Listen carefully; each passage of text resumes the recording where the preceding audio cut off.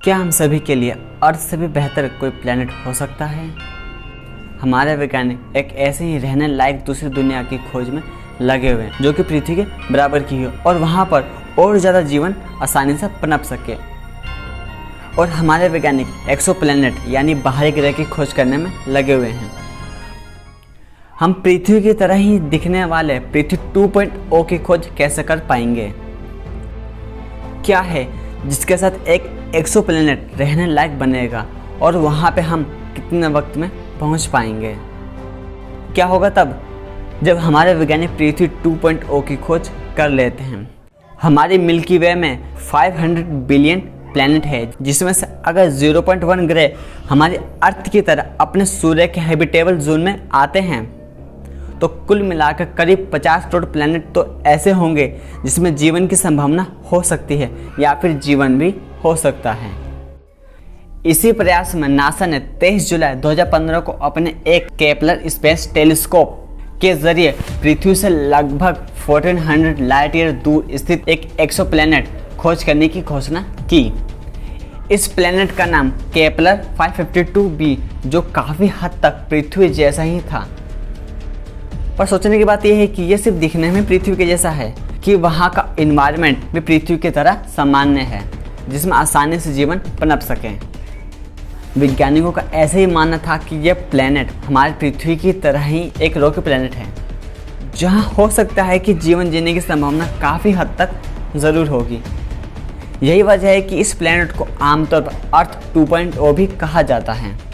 फिलहाल अभी तक इसको लेकर कोई पुख्ता जानकारी नहीं दी गई है और हमसे 1400 लाइट ईयर दूर होने के कारण इसे एक्सप्लोर करना भी बहुत कठिन है।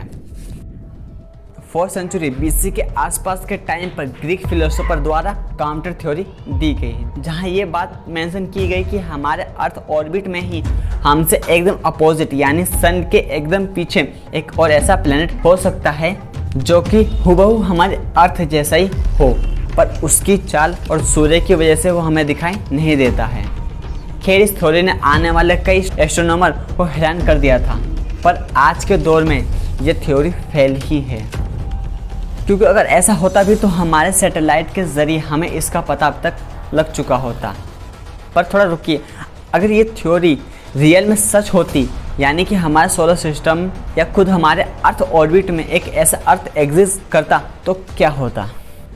सबसे पहले बात करते हैं सेम ऑर्बिट की, यानी जब दोनों अर्थ एक ही ऑर्बिट में घूम रहे होते तो ऐसी सिचुएशन हो सकती थी कि वो अपने सेम साइज और ग्रेविटेशनल इंटरेक्शन की वजह से ये टकरा जाएं, और इससे ये भी हो सकता था कि इन दोनों के टकराव के कारण इनमें से कोई एक प्लेनेट टूट जाए, या फिर ऐसा भी हो सकता था कि दोनों ही प्लेनेट भीषण टकराव के कारण नष्ट हो जाएं। पर अब आगे क्या होगा? अगर नए ग्रह में भी इंसानों की ही तरह वहाँ लोग मौजूद हो तो हमारे बीच किस तरह का इंटरेक्शन होगा? किस तरह से हम उस ग्रह के जीवों से संबंध बना पाएंगे? पॉसिबिलिटी ये भी है कि दूसरी पृथ्वी पर कोई अन्य एलियंस या परग्रही अपना ठिकाना पहले से ही बना रखा हो, और ऐसा भी हो सकता है कि सरफेस कंडीशन सही होने और हैबिटेबल जोन में होने की वजह से ऐसा संभव है कि रिसोर्सेज को लेकर आपस में ही किसी प्रकार का युद्ध हो जाए, क्योंकि आने वाले समय में तो हम सभी जानते हैं कि रिसोर्सेज के लिए हमारी नज़र इस पृथ्वी से बाहर रहने वाली है। तो गाइस, आशा करता हूँ ये वीडियो आप सभी को पसंद आई होगी, तो please like, share, comment and channel को सब्सक्राइब करना बिल्कुल ना भूलें। फिर मिलते हैं और एक ऐसी ही वीडियो के साथ, तब तक के लिए टिल देन बाय बाय।